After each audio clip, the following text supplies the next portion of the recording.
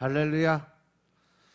오늘 하나님 말씀 사도행전 14장 1절부터 14절까지 보겠습니다.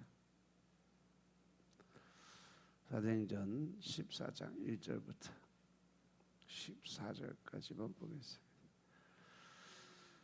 자, 같이 합독합니다. 이에 이고니온에서 두 사도가 함께 유대인의 회당에 들어가 말하니 유대와 헬라의 허다한 무리가 믿더라. 그러나 순종치 아니하는 유대인들이 이방인들의 마음을 선동하여 형제들에게 악감을 품게 하거늘 두 사도가 오래 있어 주를 힘입어 담대히 말하니 주께서 저희 손으로 표적과 기사를 행하게 하여 주사 자기 은혜의 말씀을 증거하시니 그 성내 무리가 나뉘어 유대인을 쫓는 자도 있고 두 사도를 쫓는 자도 있는지라. 이방인과 유대인과 그 관원들이 두 사도를 능욕하여 돌로 치려고 달려드니 저희가 알고 도망하여 루가오니아의 두 성 루스드라와 도베 및 그 근방에 가서 거기서 복음을 전하니라. 루스드라에 발을 쓰지 못하는 한 사람이 있어 앉았는데 나면서부터 안전뱅이 되어 걸어본 적이 없는 자라. 바울이 말하는 것을 듣거늘 바울이 주목하여 구원을 받을 만한 믿음이 그에게 있는 것을 보고 큰 소리로 가로되 내 발로 바로 일어서라 하니 그 사람이 뛰어 걷는지라.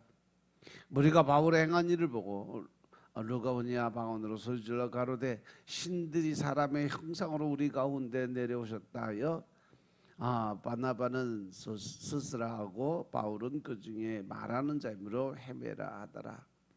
성박 스스신당의 제사장이 소와 화관을 가지고 대문 앞에 와서 무리와 함께 제사하고자 하는 두 사도도 바나바와 바울이 듣고 옷을 찢고 무리 가운데 뛰어들어가서 소리질러.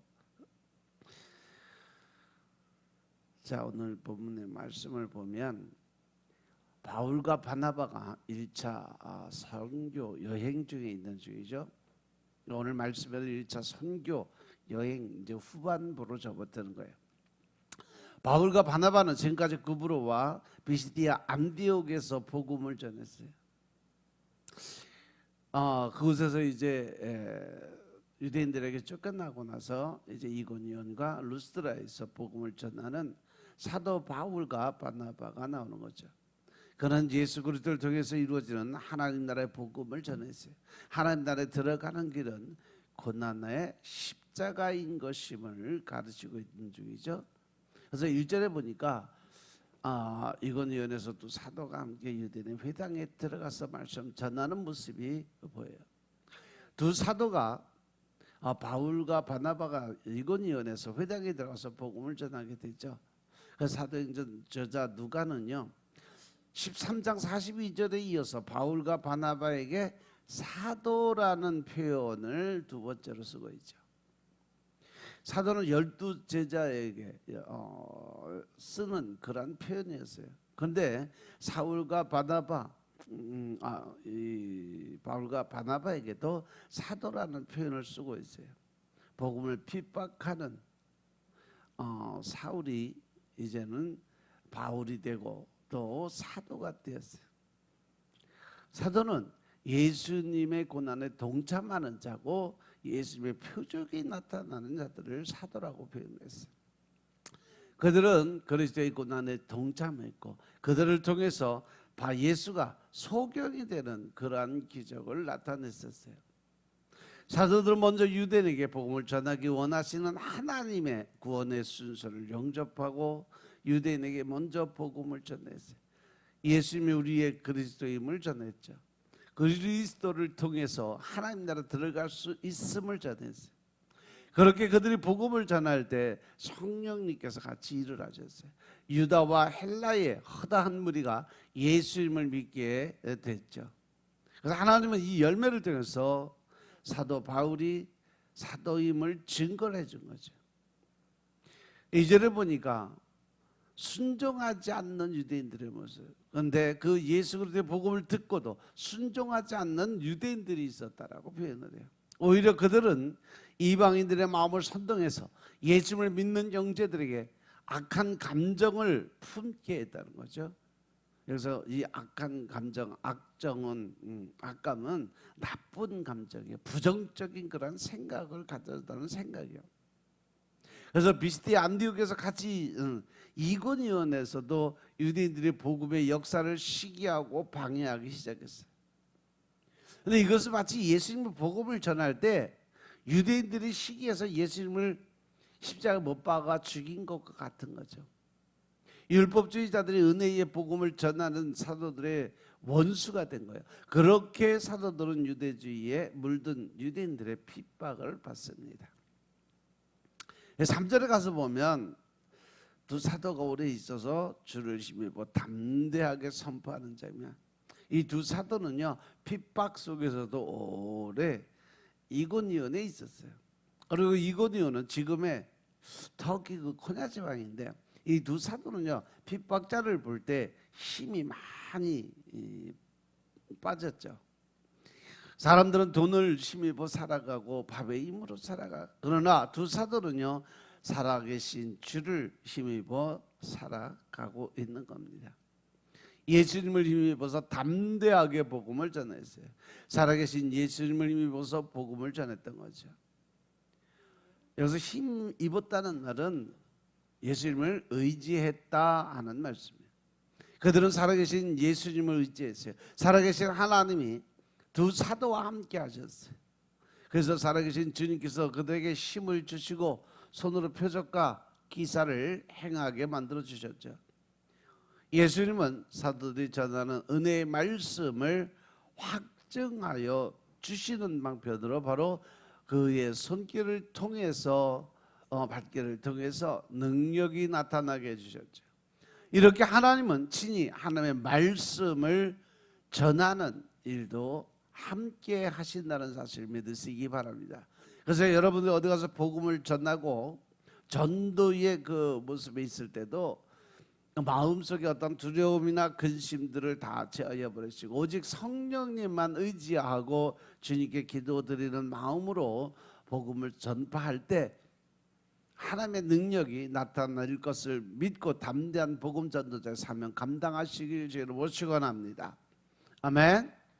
또한 다윗이 블레셋 시글락에 머물 때이래요. 다윗은 블레셋이 이스라엘과 싸우는 전투에 참여했다가 돌아왔어요. 돌아와 보니까 동네는 아말렉에 의해서 불에 타고 처자식은 아말렉 사람들에게 포로로 잡혀갔어요. 엎친 데 덮친 격으로 부하들은 다윗이 그들의 길을 잘못 인도했다고 다윗을 돌로 쳐 죽이고자 하는 그러한 반란을 일으키는 그러한 모습이에요. 한때 다윗은 큰 절망이 밀려왔어요. 그러나 살아계신 하나님을 믿고 위기를 극복했어요. 하나님은 우리의 힘이 되신다는 사실 명심하시기 바랍니다.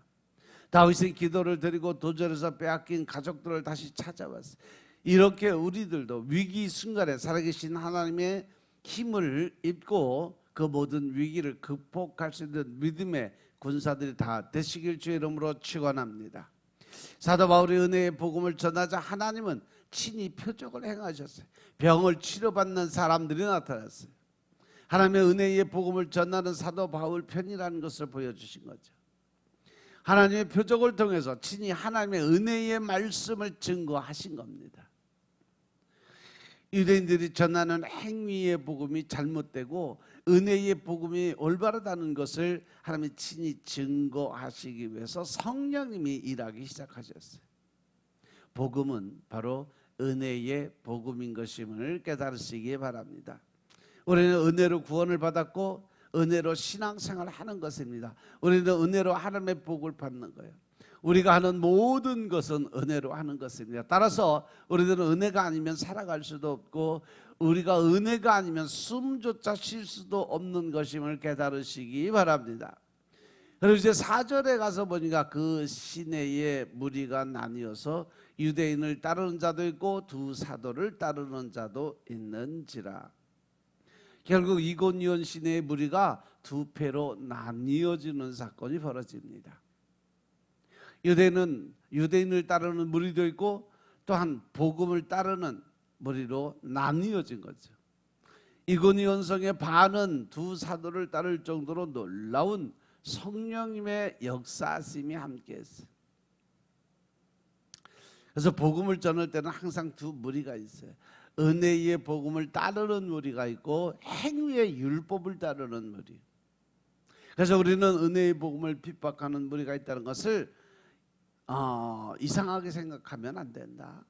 우리가 복음을 전할 때 늘 그 대적자 사단 마귀들은요 늘 우리를 공격하고 있다는 사실을 명심하시기 바랍니다. 예수님이 복음을 전할 때도 두 무리로 나누어졌어요. 사람들이 누구를 따르냐에 따라서 영생과 영벌이 갈라집니다. 따라서 우리가 영생을 얻기 위해서는 올바른 복음 전하는 사도를 따라가야 된다는 사실 명심하시기 바랍니다. 그리고 이제 5절부터 7절의 말씀을 보면 이방인과 유대인과 그 관리들이 사도를 모욕하고 돌로 치려고 달려들어서 죽이려고 작정하고 덤비는 사건이 벌어져요. 이렇게 복음의 무리들이 많아지니까 이방인과 유대인과 그 관리들이 두 사도를 모욕하며 돌로 쳐 죽이려고 달려들게 되는 사건이 벌어졌죠. 그래서 두 사도는요 이를 알고 이고니온에서 살짝 피해서 도망을 가게 됩니다.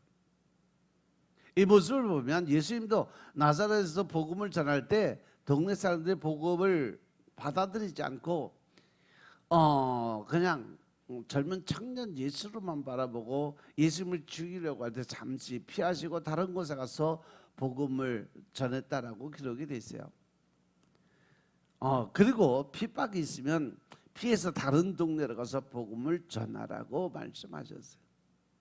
그리고 그들의 핍박이 복음 전도의 영역을 넓혀주기 시작한 거죠. 결국 하나님의 복음 전도자들이 살아가는데 연단과 고난은 결국 축복의 통로로 들어가는 그러한 길이다.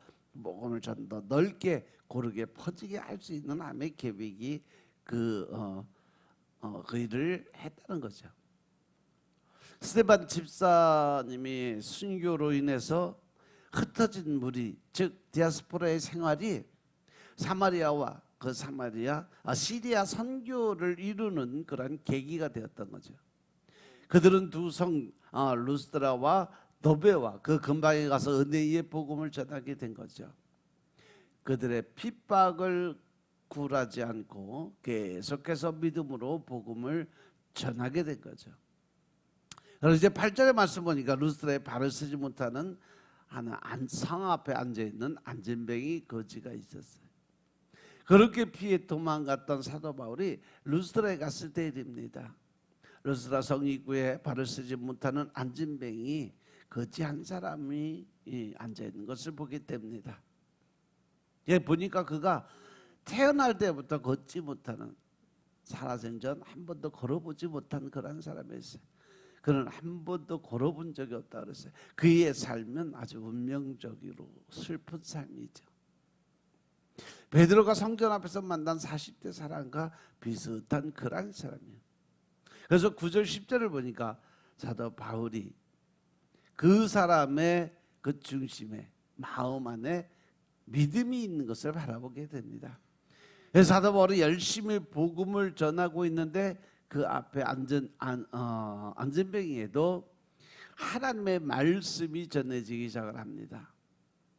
그는 사도 바울이 말씀을 전하는 것을 아주 열심히 들었어요. 그때 사도 바울에게도 성령의 기름 부음이 함께하고 있었어요. 성령의 기름 부음이 이루어지니까 사도 바울의 말씀에는 생명력이 일어나게 됐죠. 병을 고치는 능력이 함께하였어요. 그래서 날 때부터 안전뱅이 그가 사도 바울의 말씀을 듣기 전까지는 믿음이 없었어요.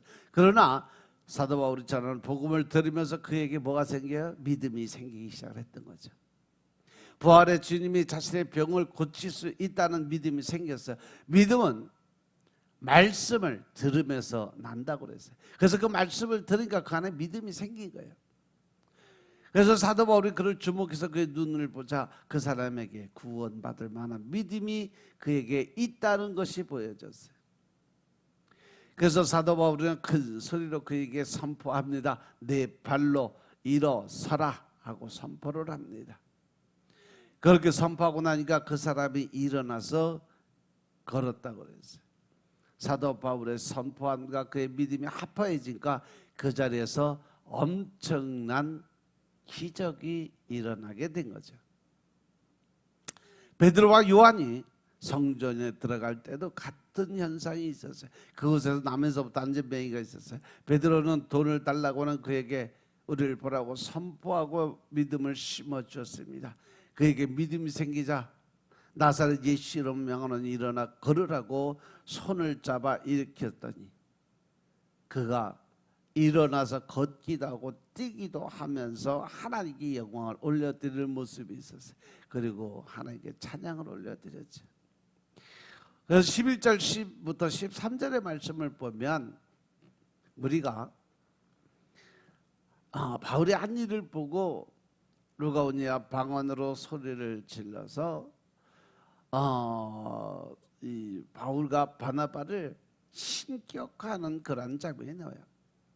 많은 사람들 눈앞에서 이루어진 사도 바울을 통해서 하나님이 일하신 줄을 보고 루가오니아 방언으로 소리를 지릅니다. 그러면서 그들은 신들이 사람의 형상으로 이 땅에 내려왔다라고 소리를 지르며 기뻐했어요.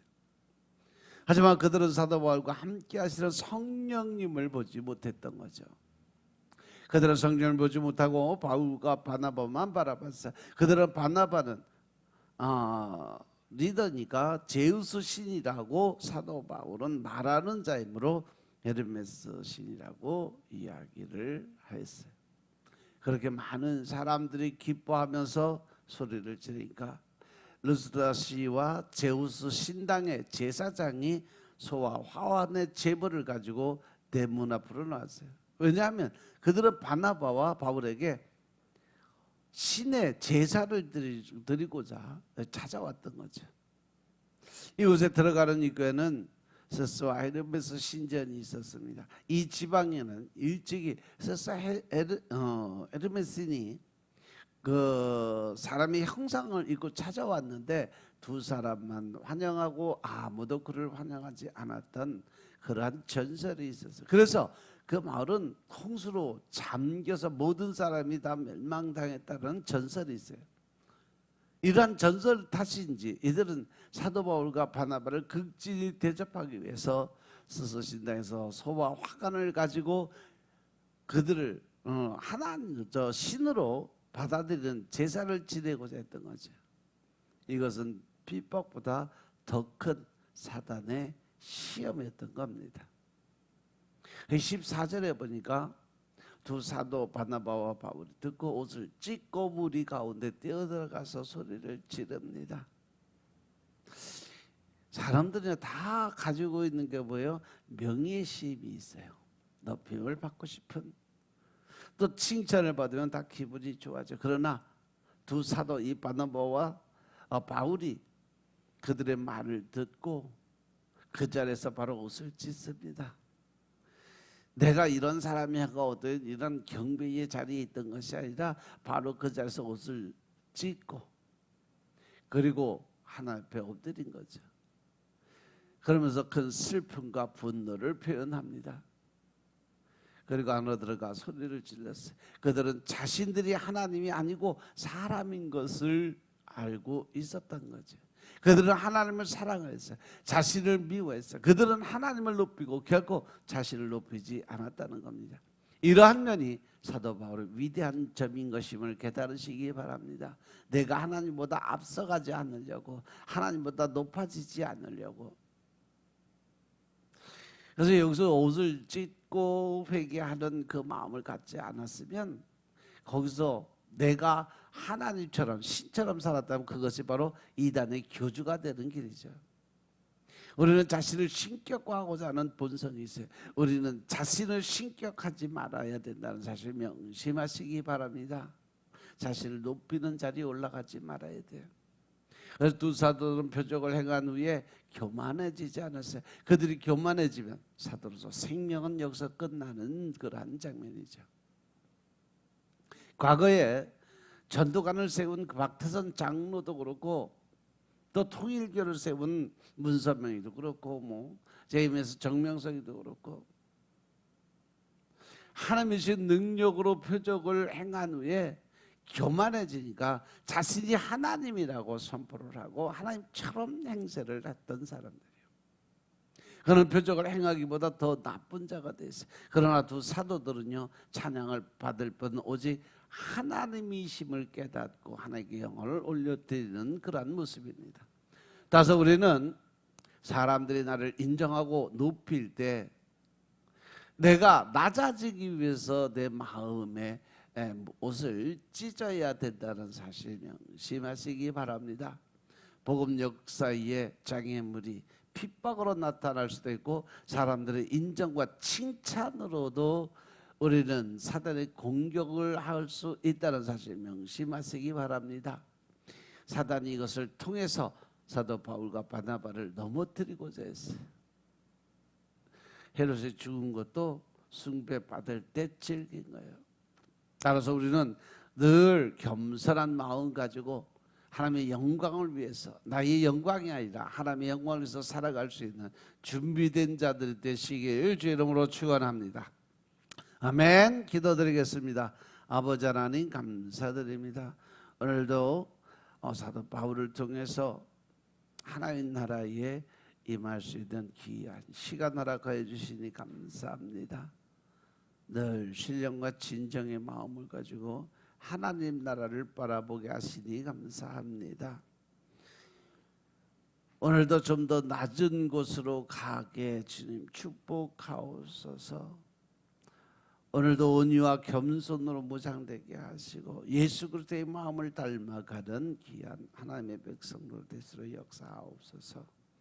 온전히 주님께 드려지기 원하는 삶, 이제는 하나님 나라의 영광을 위해 살아가게 축복하시고 오늘 하루도 하나님을 기쁘게 하나님 앞에 영광 올려드리는 귀한 삶을 살게 축복하옵소서. 모든 말씀 우리 주 예수 그리스도의 이름으로 감사드리며 기도드려 싸움나이다. 아멘.